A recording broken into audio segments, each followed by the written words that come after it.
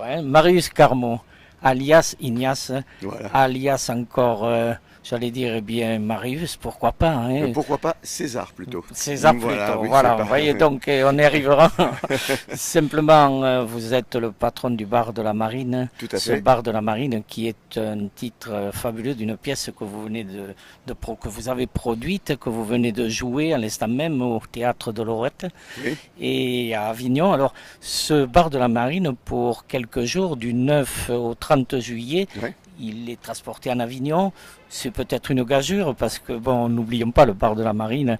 Eh bien, quel relan, quel bonheur hein, d'évoquer encore une fois Marcel Pagnol, cet homme qui a fait vibrer toute cette région, que les gens encore, dont les gens se souviennent et qui certainement, s'il était en vie, serait fier de vous. Ah, c'est gentil, c'est très gentil. En tous les cas, nous, on est des amoureux de Marcel Pagnol et on a essayé, avec notre cœur, de reproduire dans une nouvelle histoire avec ces personnages, les personnages de légende. On a essayé de reproduire un peu de la bonne humeur qui savait dispenser, un peu de la tendresse aussi. Voilà, on l'a fait avec notre cœur et apparemment, je vais vous dire, il semble que nous ayons réussi puisque vous l'avez vu, nous alignons les complets sur complets, qu'on est très contents. Alors, ce bar de la Marine commence bien entendu par cette fameuse partie de cartes. Alors, hein, cette partie de cartes qui fait rêver. Incontournable. Voilà. Mais vous verrez qu'on commence un tout petit peu comme les scènes de Pagnol traditionnelles, voilà. Mais on s'en éloigne petit à petit, voilà. Et que finalement on tombe sur une histoire de kidnapping, on va dire, du maire, voilà, et avec beaucoup de passerelles sur le futur qui est en fait le présent, celui d'aujourd'hui, puisque l'action se passe en 1927 et que il y a une voyante, voilà, qui lit l'avenir. Et cet avenir, c'est précisément l'époque que nous vivons. Beaucoup d'imagination dans votre pièce, vous l'avez dit, 1927, on se projette dans notre siècle actuel. Oui. Il y a, eh bien, j'allais dire, l'évocation de certaines choses qui se passent, notamment ce maire qui n'a pas bonne presse finalement. Hein. Le maire qui n'a pas bonne presse et qui rappelle, disons, nos hommes politiques.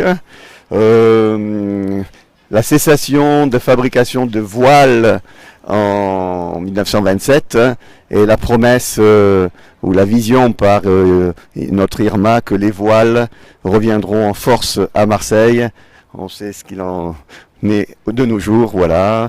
On parle aussi des avancées technologiques puisque le téléphone est jugé comme quelque chose d'extrêmement compliqué en 1927 par notre Honorine entre guillemets, et la voyante lui fait remarquer qu'un jour, ce sera 1000 fois plus compliqué. Et on sait combien il est difficile maintenant de maîtriser son téléphone. Absolument. Et il y a quand même dans votre pièce, un peu comme les Pagnol, finalement, il avait ce côté tendre, ce côté affectif, émotionnel. Il y avait ce côté aussi bluffeur et rieur, bien entendu, ce côté un peu dramatique. On sait très bien Marius qui part. Hein. Et vous, votre Artus, vous le faites pas partir. Hein. Non, c'est en fait l'action avec d'autres dialogues et d'autres jeux de mots se déroule un tout petit peu comme le Marius de Marcel Pagnol. Et bascule au moment du départ justement de Marius Artus. Voilà, au moment où il part, il dit qu'il serait stupide de sa part de partir parce que le panis en question profiterait vite de la situation, comme si il avait lu lui-même l'œuvre de Marcel Pagnol. Voilà.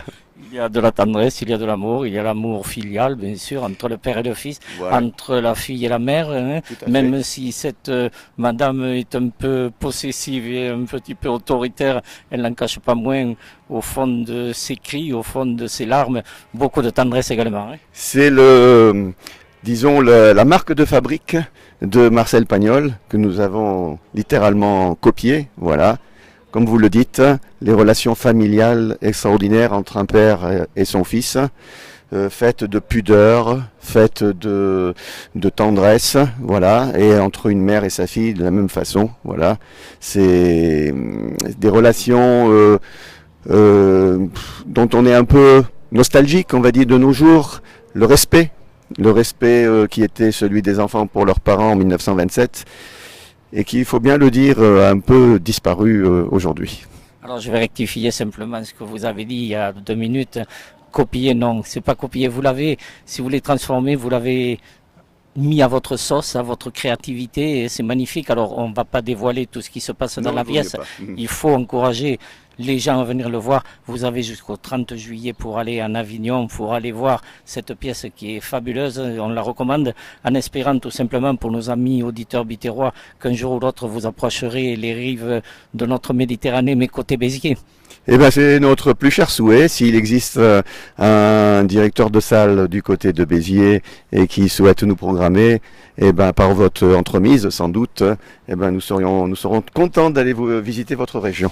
Eh bien, il y a plusieurs endroits où on peut faire de la pièce de théâtre à Béziers. Je pense que ces gens-là ont des oreilles, ils entendront cette émission et je souhaite sincèrement que au moins un vous fasse venir. Eh ben, écoutez, on se reverra un jour ou l'autre. Merci Marius, à bientôt. Merci à vous. Merci.